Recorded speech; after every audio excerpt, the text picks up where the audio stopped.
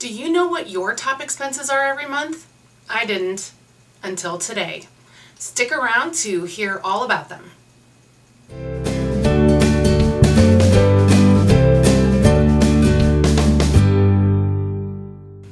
Hi friends, this is Jen with the Budget Bounce. This video is part of a collab that I was invited to participate in by Mark Gowdy, who's hosting several other channels on this collaboration.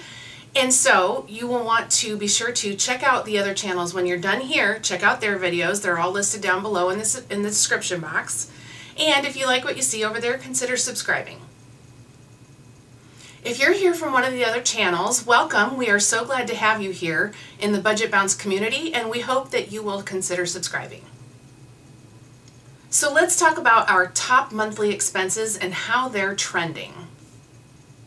We had some flexibility in how we approach this video, so you might see different channels have a different spin on it, but my approach was to focus on our expenses that are $100 or more per month, excluding debts.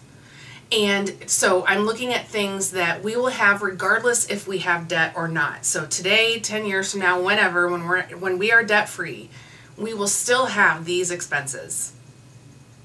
I'm going to run through these from smallest to largest, and so I'm going to go ahead and get started with number 9, which is life insurance. So Matt and I each have a policy on ourselves at our employers. We each have a policy on Henry at our employers, and then I also have a policy on Matt at my employer, and I have an individual policy that we bought right after we got married for me. That is through Prudential. It has nothing to do with my work. So the Prudential policy is not going to change. It's a 20-year term, so that is set in stone. And I think this year is the 9th year I'm going to be paying premium on that, so we're almost halfway through that. And then Henry's, the policies that we have on Henry will always remain the same. Those will not change, and we can cover him through age 25. And then Matt's and mine at our employers will automatically go up, as well as the one I have on him. Those will go up every time we hit a 5-year milestone for our birthdays. Number 8 on our list is auto insurance. So we have 2 vehicles, and we just recently added a 17-year-old driver to our insurance. So previously, those insurance every month were about $135 for those premiums on the 2 vehicles. And now that we've added Henry, that added $102 per month, so we are up to $237 per month for car insurance.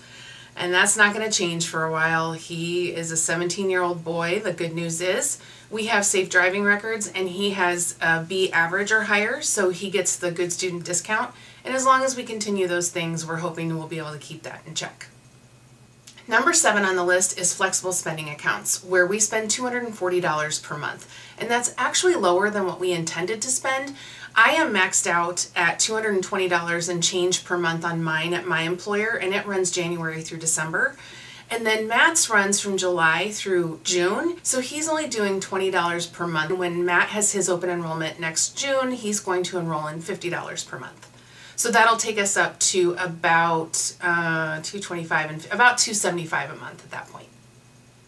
Coming in at number 6 is mobile devices and plans. So as you know, if you've watched any of our videos, you've learned that Matt used to work at AT&T, and that employment ended recently, and so did all the discounts that came with it.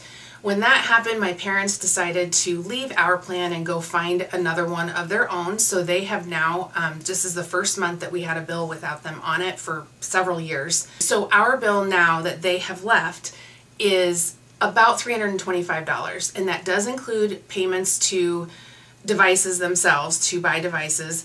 But the plans, it's been changing for 3 months in a row now. I'm not sure exactly what we're paying for the plans. But we are going to be shopping around for different plans to see if we can get the cost of those down a little bit. Number 5 is gas for our vehicles. So this is running anywhere from $300 to $350 per month, which is a huge improvement over the beginning of this year. When we first got on a budget in February, Matt was delivering newspapers every day, and that was killing our budget. But still, it is very dependent upon oil prices, so we're hoping that will not trend up. Maybe we'll get lucky and it'll trend down. But we are also coming into the holiday season when we have to travel a lot because none of our family lives where we live. Everybody lives at least 60 miles away, so we will likely be traveling a lot in November and December. Coming in at number 4 is utilities at $377 per month.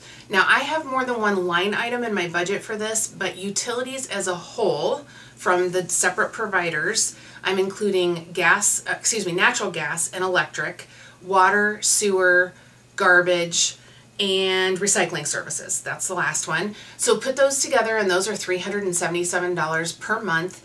And while our gas and electric bill is actually down $30 this month because we participated in a rebate program that we got a rebate for from over the summer this month, what's going to end up happening here is I actually looked and our budget bill is resetting right now. So we have a budget bill, which means they average everything out, and then for 6 months at a time we pay X amount.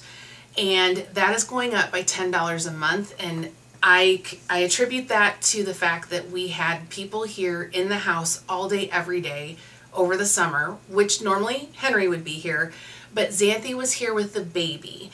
And so that made our behavior different. I actually ran the air conditioner more or differently than I would have if they were not home every day, all day. So I'm hoping that through the winter, the kids have moved out now, I'm hoping that through the winter we will be able to control our costs and get that average monthly amount down in the spring. So it'll reset again. I think they'll tell us in April and it'll reset in May. And now for our top 3. Our third in line is medical insurance, and we pay $398 per month for medical insurance through Matt's employer. While the premium at mine is about $20 a month less than what we're paying over at his, the deductibles for each of us are so much lower at his. They were $1,500 over at my plan, and on my husband's plan it's only $375 per person. In the long run, we crunched all the numbers, it saves us a lot of money for us to be on his plan, not just in premiums, but in our out-of-pocket costs that we have throughout the year. Our number 2 expense is food, and it's at $600. Now, here's the thing. I recognize that we have a lot of room for improvement here, and thinking about Kelly at Freedom in a Budget and how she budgets $100 per person. I think Jordan Page does this too. $100 per person per month for food. That sounds all great, but I don't have control over this as much since Matt is the person who does all of the grocery shopping, meal planning, and cooking. And so I actually have taken it down a little bit. It's probably down recently by about $50 a month, and he's been able to work within that. But honestly, this is down quite a bit from the beginning. I think the first month I budgeted $750, and we ended up, and that was for more people, but we ended up not having to spend that much, and now that we're down to 3, it's even better. So I think our average is up for the 3 of us, but our total monthly expenses for the month are down overall. And finally, our winning top monthly expense is our mortgage. It is $936 a month, which is actually down just as of this month in October. This is the first year we've been in our house for 7 years. We just had our anniversary this past week.